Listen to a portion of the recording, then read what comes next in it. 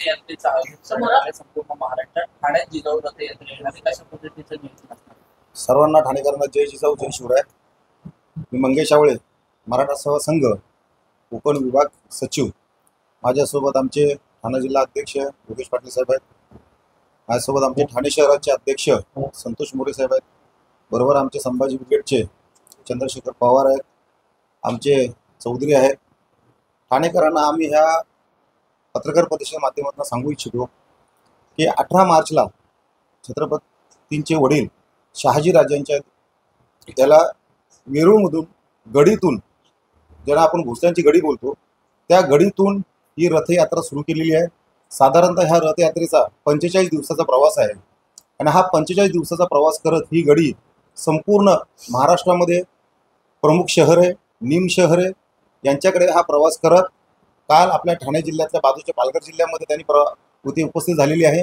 पालघर जिल्ह्यामधून उद्या सकाळी दुपारी बरोबर 4 वाजता फाउंटन घोडबंदर रस्त्याचे इथलं जे फाउंटन हॉटेल आहे तिकडनं आम्ही जिजाऊ रथयात्रेचं स्वागत करणार आहोत.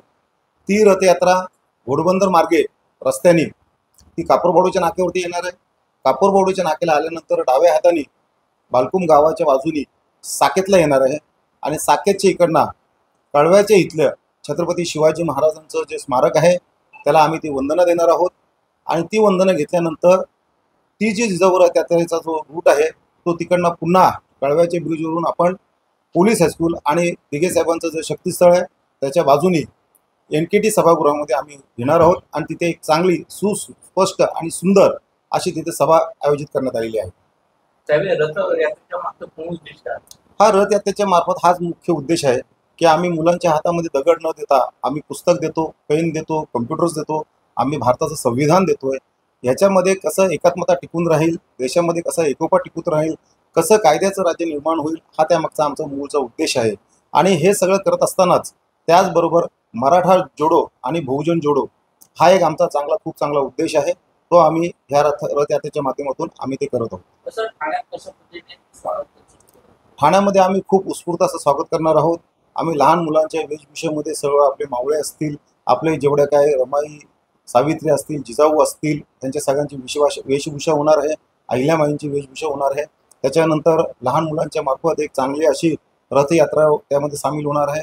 त्याचबरोबर सुंदर असं एक बाईक रॅलीचं नियोजन केलेलं आहे, तेही त्याच्यामध्ये असणार आहेत. आणि आम्ही ह्या बाबतीमध्ये ठाणेकरांना पुन्हा एकदा आवाहन करतोय की तुम्ही सगळ्यांनी त्याच्यामध्ये उत्स्फूर्तपणे याच्यामध्ये प्रतिसाद द्यावा, त्याच्यामध्ये साथ द्यावा, त्याच्यामध्ये सहभाग व्हावा. आणि ही जी जिजाऊ रथयात्रा आहे ही साधारणतः 20 ते 22 वर्षानंतर पुन्हा एकदा मराठा सेवा संघाच्या माध्यमातून त्या ठाणे नगरीमध्ये येत आहे. इकडनं हिचा प्रवास हा नवी मुंबईला जाईल. नवी मुंबईमधून ती 28 तारखेला रात्री जिजाऊ रथयात्रा ही महाडमध्ये 14 तळाला बाबासाहेबांना वंदन करेल आणि तिकडनं जिजाऊंना पाचाडची इथे जाऊन तिथे त्यांना वंदन करून लाल महल पुणे इथे जी सांगता होणार आहे.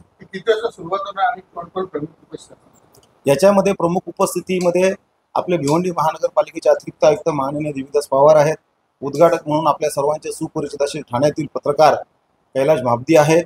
आणि ह्या यात्रेला एक चांगलं स्वरूप प्राप्त होण्यासाठी आम्ही लोकांनी तिथे पुस्तक वाटपाचाही कार्यक्रम ठेवलेला आहे.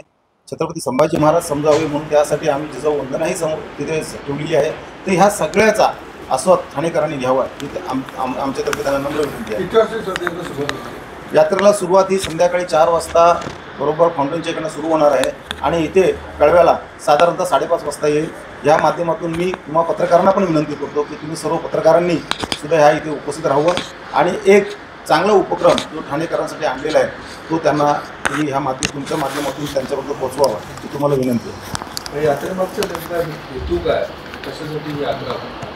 हेतू हा हेच आहे की गेले 45 दिवस ही यात्रा मराठा सेवा संघाच्या तर्फे वेरूळगडी, भोसल्यांची जी वेरूळगडी आहे तिकडनं ही यात्रा सुरू झालेली आहे आणि ती पुण्याला आपण जो लाल महल बोलतो छत्रपती शिवाजी महाराजांचा इथपर्यंतही जाणार आहे. पूर्ण महाराष्ट्रामध्ये सर्व शहरांमध्ये निम शहरं असतील, मोठी शहरं असतील, सगळे जिल्हे असतील, तालुका असतील, तिथून ही यात्रा चालली आहे. त्याच्यामध्ये सर्वात महत्त्वाचा उद्देश तोच आहे की संपूर्ण समाजामध्ये एकी राहावी, एकोपा टिकून राहावा, मुलांमध्ये निर्व्यसनीपणा यावा, मुलांमध्ये चांगले गुणधर्म निर्माण व्हावे.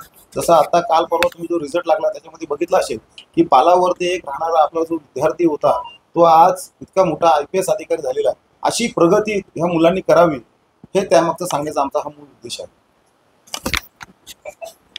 तर आमच्या कोकण विभागाचे सचिव मंगेशजी आमच्या कोकण विभागाचे सचिव मंगेशजी आवळे यांनी उद्या ठाणे जिल्ह्यामध्ये प्रवेश होणाऱ्या जिजाऊ रथ यात्रेचं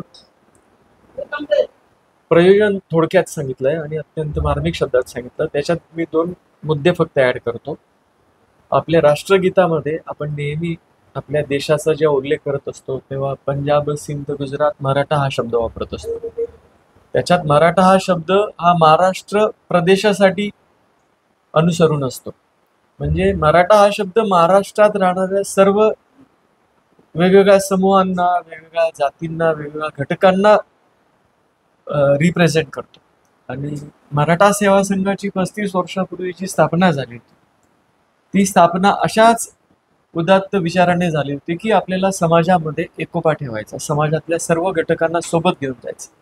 आणि आपण जिजाऊ मातेला आदर्श मानतो कारण सगळ्यात महत्वाचं जिजाऊंनी आपल्याला हे शिकवलं की कुटुंबामध्ये जर स्त्रीने सर्वांना शिकवण्याचं, सर्वांना शिक्षणाचं, सर्वांना संस्कार द्यायचं जर विचार केला तर कुटुंब कुठं होऊ शकतो. संपूर्ण देशाला आणि जगाला सुद्धा असा एक नेता निर्माण होऊ शकतो शिवाजी महाराजांच्या रूपाने, हे त्यांनी दाखवून दिलंय. आणि आपल्याला या जिजाऊ रथ यात्रेनिमित्त हा पण एक मुद्दा दाखवायचा आहे की आपण कुटुंबाला महत्व आहे. कुटुंबाला महत्व असलं तर समाज कुटुंबातनं निर्माण होतो. सोशल सायन्स एक प्रिन्सिपल आहे की समाज हा कुटुंब व्यवस्थेनं घडत असतो आणि कुटुंब व्यवस्था जर स्ट्रॉंग ठेवायची असेल तर त्याच्यासाठी त्या कुटुंबातल्या जिजाऊला मान दिला पाहिजे, जिजाऊला अधिकार दिला पाहिजे. आणि ह्याच जिजाऊ रथ यात्रेच्या निमित्ताने आपण पुन्हा या सर्व गोष्टींची उजळणी करणार आहोत. आणि कुटुंब व्यवस्थेच्या माध्यमातून समाजात एकोपा निर्माण करण्याच्या माध्यमातून सर्व नवयुवकांमध्ये सकारात्मक एनर्जी, सकारात्मक ऊर्जा जावी, हाच या जिजाऊ रथ यात्रेचा उद्देश आहे.